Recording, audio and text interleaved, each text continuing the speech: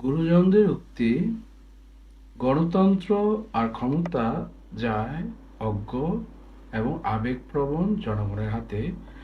যখন গণতন্ত্র ক্ষমতা যায় অজ্ঞ আবেগপ্রবণ জনগণের হাতে, ফলে রাষ্ট্রের শেষ পর্যন্ত বিশৃঙ্খলার দিকেই ধাবিত হয়। বাংলাদেশে এখন দুই দলে হাড্ডাহাড্ডি লড়াই চলছে। এক হচ্ছে আমাদের ধানের শীষ, দুই হচ্ছে দাঁড়িপাল্লা।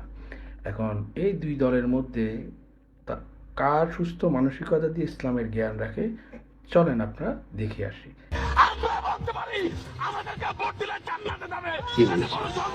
হরে কৃষ্ণ হরি বল, দাঁড়িপাল্লা টাইনে তোর স্লোগান এখনই। আসলের ময়দানে কোনো মার্কা থাকতো না, দাঁড়িপাল্লা নাই। ইব্রাহিম আলাইহিস সালাম আল্লাহর সন্তুষ্টির জন্য ইসমাইল আলাইহিস সালামকে কোরবানি করছে, এজন্য মানুষ কোরবানি হয় নাই, হয়েছে দুম্বা। আর আপনার কোরবানি বলতে পীরগাছা কাউনিয়ার লাখ লাখ নারী পুরুষের কোরবানি, এই জন্য এই কোরবানিটা বড় কোরবানি। আমার ভাই হয়তো কোনোদিন ইবাদত করার সুযোগ পায় নাই, ওই শুকনাম দেওয়া বিড়ির মধ্যেও যদি সে ওই দাঁড়িপাল্লার দাওয়াত দিয়া আল্লাহ দেখেন উনি কি বলছে। এই লাব্বাইক আল্লাহুম্মা লাব্বাইক মানে কি তাওয়াফ করেন? কাবা শরীফ তাওয়াফ করেন। ঠিক তো, কাবা শরীফ তাওয়াফ আল্লাহর ঘর, আল্লাহর ঘর, তার মানে ওই ঘরের মালিক আল্লাহ।